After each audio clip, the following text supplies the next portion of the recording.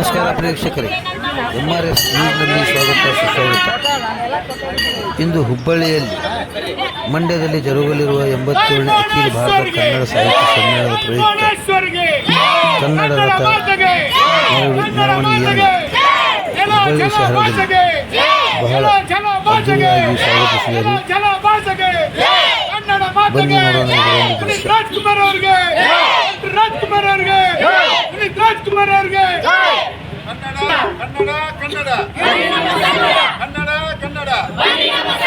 ಕನ್ನಡ ರಥಕ್ಕೆ ಅಖಿಲ ಭಾರತ ಕನ್ನಡ ಸಾಹಿತ್ಯ ಸಮ್ಮೇಳನಕ್ಕೆ ಮಂಡ್ಯದಲ್ಲಿ ನಡೆಯುವ ಅಖಿಲ ಭಾರತ ಕನ್ನಡ ಸಾಹಿತ್ಯ ಸಮ್ಮೇಳನಕ್ಕೆ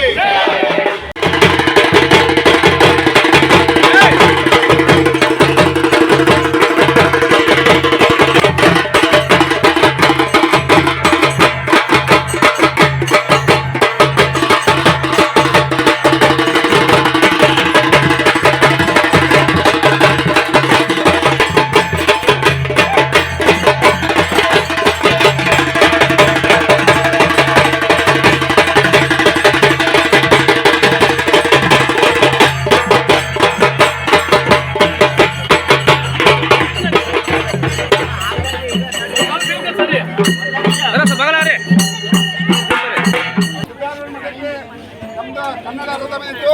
ನಮಗೆಲ್ಲ ಗೊತ್ತಿದ್ದಂತೆ ಮಂಡ್ಯದಲ್ಲಿ ಡಿಸೆಂಬರ್ 20, 21, 22ನೇ ತಾರೀಕು ಅಖಿಲ ಭಾರತ ಕನ್ನಡ ಸಾಹಿತ್ಯ ಸಮ್ಮೇಳನದಲ್ಲಿ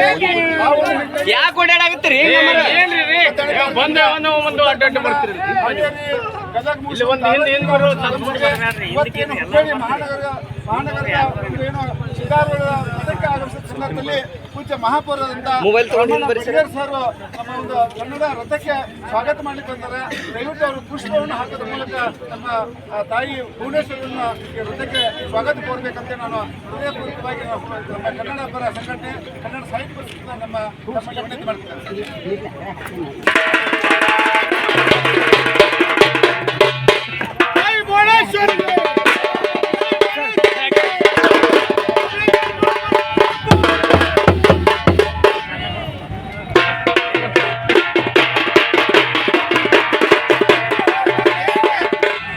ತಡಿ ಹೋಣ ಸಂದರ್ಭದಲ್ಲಿ ಪೂಜ್ಯ ಮಹಾಪೌರದಂತ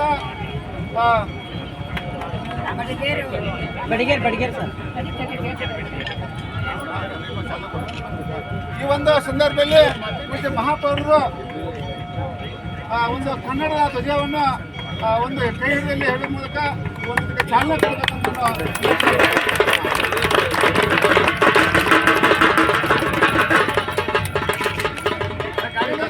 ದಯವಿಟ್ಟು ಬಂಧುಗಳೇ, ನಿಮಗೆಲ್ಲ ಗೊತ್ತಿದ್ದಂತೆ ಚೆನ್ನಮ್ಮ ಸರ್ಕಲ್ ವರೆಗೆ ತಾವೆಲ್ಲ ಬರಬೇಕು. ಅಲ್ಲಿಂದ ಧಾರವಾಡ ಜಿಲ್ಲಾಧಿಕಾರಿಗಳ ಕಚೇರಿಗೆ ಹೋಗ್ತಾ ಇದೆ. ನೋಡಿ ಒಂದು ದಯವಿಟ್ಟು ಸಹಕರಿಸಲಿಕ್ಕೆ ಧನ್ಯವಾದಗಳು. ದಯವಿಟ್ಟು ಚೆನ್ನಮ್ಮ ಸರ್ಕಲ್ ವರೆಗೆ ತಾವೆಲ್ಲ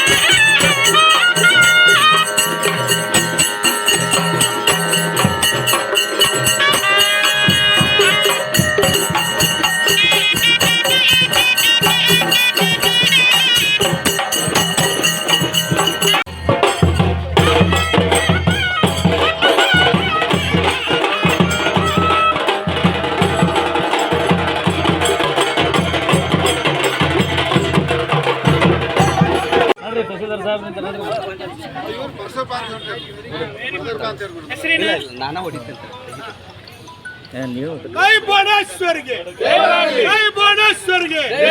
ಕನ್ನಡ ಮಾತೆಗೆ ಅಖಿಲ ಕರ್ನಾಟಕ ಸಾಹಿತ್ಯ ಸಮ್ಮೇಳನಕ್ಕೆ ಅಖಿಲ ಕರ್ನಾಟಕ ಸಾಹಿತ್ಯ ಸಮ್ಮೇಳನಕ್ಕೆ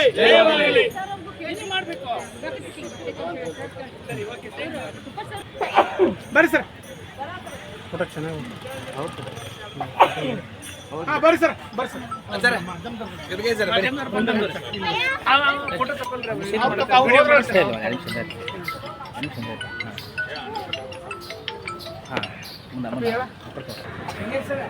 ಹಲೋ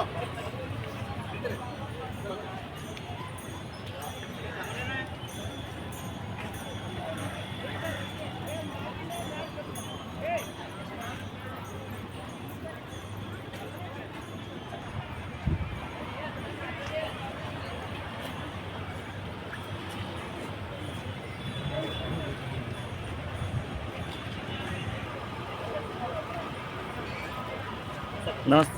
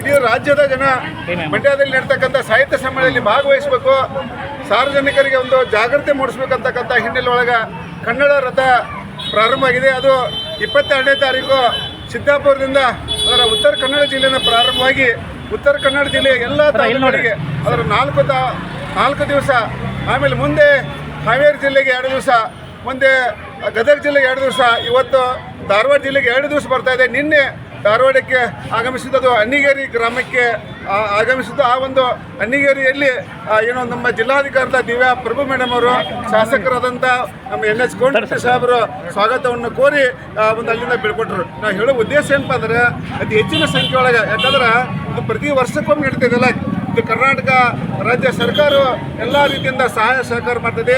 ವಿಶೇಷವಾಗಿ ಕನ್ನಡ ಮತ್ತು ಸಂಸ್ಕೃತಿ ಇಲಾಖೆ ಇದಕ್ಕೆ ನಮ್ಮ ಒಂದು ಕನ್ನಡ ಅನುಭವ. ಅದರ ಕನ್ನಡ ಮತ್ತು ಸಂಸ್ಕೃತಿ ಇಲಾಖೆಗೆ ಸರ್ಕಾರ ಅನುದಾನ ಕೊಡ್ತಾ ಇದೆ. ಆ ಅನುದಾನದಿಂದ ಕನ್ನಡ ಸಾಹಿತ್ಯ ಪರಿಷತ್ಗೆ ಕೊಟ್ಟು ಅದು ಈ ಸಲ 30 ಕೋಟಿ ರೂಪಾಯಿ ಹಣವನ್ನು ಈ ಒಂದು ಸಮ್ಮೇಳನ ಯಶಸ್ವಿ ಕೊಟ್ಟಿದ್ದು. ಇದರ ಮುಖ್ಯ ಉದ್ದೇಶ ಬಂದು ಜಾತ್ರೆ ಮಾಡೋದಲ್ಲ, ಕನ್ನಡ ಭಾಷೆ ಉಳಿಬೇಕು, ಕನ್ನಡ ಶಾಲೆಗಳು ಉಳಿಬೇಕು, ಕನ್ನಡದಲ್ಲಿ ಓದಿದಂಥ ಜನರಿಗೆ ಹೆಚ್ಚಿನ ಆದ್ಯತೆ ಕೊಡಬೇಕಂತಕ್ಕಂಥ ಉದ್ದೇಶ ಇಟ್ಕೊಂಡು ಇದು 1915 ಇಸ್ವಿಯಲ್ಲಿ ಕನ್ನಡ ಸಾಹಿತ್ಯ ಪ್ರಾರಂಭ ಆಗಿದ್ದು. ಪ್ರಾರಂಭದಲ್ಲಿ ಅತ್ಯಂತ ಒಂದು ಕನಿಷ್ಠ ಸಂಖ್ಯೆ ಇದ್ದಂಥದ್ದು ಈಗ 4 ಲಕ್ಷ ಸದಸ್ಯತ್ವವನ್ನು ಹೊಂದಿದಂಥ ಏಕೈಕ ಸಂಸ್ಥೆ ಇಡೀ ಜಗತ್ತಿನೊಳಗೆ ಅತಿ ಹೆಚ್ಚು ಸಂಖ್ಯೆಯನ್ನು ಹೊಂದಿದಂಥ ಒಂದು ಕನ್ನಡ ಸಾಹಿತ್ಯ ಪರಿಷತ್ತು.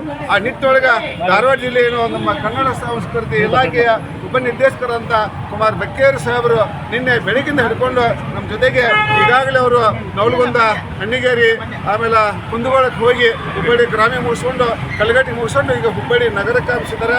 ಇಲ್ಲಿಂದ ಧಾರವಾಡಕ್ಕೆ ಹೋಗಿ ಧಾರವಾಡದಿಂದ ನವಲಗುಂದದಿಂದ ಮುಂದೆ ಬೆಳಗಾವಿ ಜಿಲ್ಲೆಗೆ ಅದು ನಮ್ಮ ರಥ ಹೋಗ್ತಾ ಇದೆ. ಹೀಗಾಗಿ ಈ ಒಂದು ಏನು ವೇದಿಕೆ ಮೂಲಕ ನಮ್ಮ ಮಾಧ್ಯಮ ಮೂಲಕ ವಿನಂತಿ ಮಾಡ್ಕೋದೆ ಅಂದ್ರೆ ನಮ್ಮ ಧಾರವಾಡ ಜಿಲ್ಲೆಯ ಸಮಸ್ತ ನಾಗರಿಕರು, ಸಮಸ್ತ ಸಾರ್ವಜನಿಕರು, ಕನ್ನಡ ಸಾಹಿತ್ಯ ಪರಿಷತ್ತಿನ ಪದಾಧಿಕಾರಿಗಳು, ಕನ್ನಡ ಪರ ಸಂಘಟನೆಯವರು ಮತ್ತು ವಿವಿಧ ರೀತಿಯಾಗಿ ಉದಾಹರಣೆಗೆ ಕನ್ನಡದ ಒಂದು ಕಟ್ಟಾಳಂಬದ ಮಠಪತಿ ಅವ್ರಲ್ಲ ಒಂದು ಆಟೋ ಚಾಲಕರಾಗಿ ಆಟೋ ಸಂಘಟನೆ ಮಾಡಿಕೊಂಡು ಪ್ರತಿ ವರ್ಷ ನವೆಂಬರ್ ತಿಂಗಳಲ್ಲಿ ಕನ್ನಡ ಭಾಷೆ ಉಳಿಸ್ಲಿಕ್ಕೆ ಬೆಳೆಸಲಿಕ್ಕೆ ಪ್ರಾಮಾಣಿಕವಾಗಿ ಕೆಲಸ ಮಾಡ್ತಕ್ಕಂಥ ಮಠಪತಿ ಅವರು ನಮ್ಮ ಜೊತೆಗಿದ್ದಾರೆ. ಅದೇ ರೀತಿ ಇನ್ನೊಬ್ಬ ಕನ್ನಡ ಏನು ಕಟ್ಟಾಳ ಅನ್ನೋದಲ್ಲ ವೆಂಕಟೇಶ್ ಮರೆಗುದ್ದಿ ಅವ್ರ ಸದಕ ಅವರು ಕಳೆದ ಅವಧಿಯಲ್ಲಿ ಕಳೆದ ವರ್ಷ ಕನ್ನಡ ಸಾಹಿತ್ಯ ಪರಿಷತ್ ತಾಲೂಕು ಸಮ್ಮೇಳನದ ಸರ್ವಾಧ್ಯಕ್ಷರಾಗಿ ಆಯ್ಕೆ ಬಹಳಷ್ಟು ಕೆಲಸ ಮಾಡಿದ್ದಾರೆ. ಗದಗ ಹಿರೇಮಠ ಇದ್ದಾರೆ, ಅಕ್ಷತಾ ರೋಗಿ ಅವರಿದ್ದಾರೆ. ನಮ್ಮೆಲ್ಲ ಒಂದು ರೇವಣ ಸಿದ್ದೇಶ್ವರ ಒಂದು ಶಾಲೆಯ ಮಕ್ಕಳು, ಅಲ್ಲಿಯ ಪ್ರಾಂಶುಪಾಲರು, ಅಲ್ಲಿ ಸಿಬ್ಬಂದಿಯವರು ಬಂದು ನಮ್ಗೆ ಬಹಳ ಸಹಕಾರ ಮಾಡ್ತಾರೆ. ಅಷ್ಟೇ ವಿಶೇಷವಾಗಿ ಇವತ್ತು ಮಹಾನಗರ ಪಾಲಿಕೆಯ ಮೇಯರ್ ಆದಂಥ ರಾಮಣ್ಣ ಬಡಿಗೇರವರು ಬಂದಿದ್ದಾರೆ. ಅದೇ ರೀತಿಯಾಗಿ ಸಿದ್ದಾರೂಢ ಮಠದ ಎಲ್ಲ ಪದಾಧಿಕಾರಿಗಳು, ಅಧ್ಯಕ್ಷರು, ಉಪಾಧ್ಯಕ್ಷರು, ಸದಸ್ಯರು ಎಲ್ಲರೂ ಬಂದರು. ಹೀಗಾಗಿ ಮಾಧ್ಯಮದ ಸ್ನೇಹಿತರ ಸದ್ಯಕ್ಕೆ ನಾವೆಲ್ಲ ರೀತಿಯಿಂದ ಸಹಾಯ ಸಹಕಾರ ಕೊಟ್ಟಿದ್ದು. ಇದೇ ರೀತಿಯಾಗಿ ನಮ್ಮ ಸಮ್ಮೇಳನ ಮೂರುವರೆಗೆ ಸಮ್ಮೇಳನ ಮುಗಿದ ಸದ್ಯಕ್ಕೆ ಕನ್ನಡ ನಾಡು ನುಡಿ ಒಂದು ಬೆಳವಣಿಗೆ ಉಳಿತಕ್ಕೆ ನೀವೆಲ್ಲ ಸಹಾಯ ಸಹಕಾರ ಬೇಕಂತ ಹೇಳ್ತಾ ಮತ್ತೊಮ್ಮೆ ಜಿಲ್ಲಾ ಕನ್ನಡ ಸಾಹಿತ್ಯ ಪರಿಷತ್ ಹೃದಯಪೂರ್ವಕವಾಗಿ ಧನ್ಯವಾದ ಮತ್ತು ಅಭಿನಂದನೆ. ಅಖಿಲ ಭಾರತದಾದಂಥ ಹಾಸನದಲ್ಲಿ